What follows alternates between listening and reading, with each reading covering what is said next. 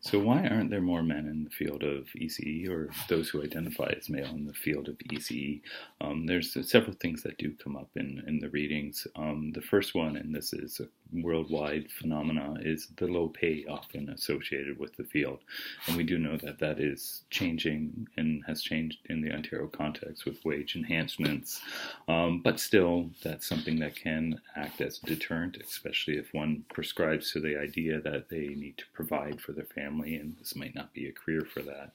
But also keeping in mind that family structures are changing, and we've kind of have moved past, in a lot of cases, this view of the male as the sole breadwinner for the family.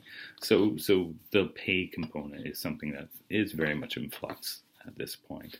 The status of the profession is something else that comes up in the research, and that is in relation to childcare being undervalued by so long by society in terms of it being viewed as not really an important or professional profession.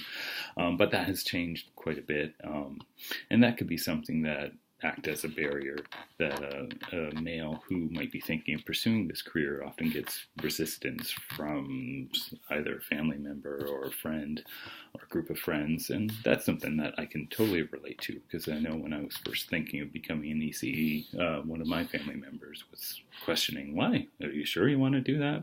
So that can be a barrier before you even enter the program. And speaking of the field of ECE and gender, in general, the gender component is could be a strong barrier, because it is a highly gendered occupation, and 3% here in Canada of the workforce is male. Here in Ontario, it's even lower than that in terms of registered ECEs, where the College of Early Childhood Educators put out the 2% statistic for male members in the college.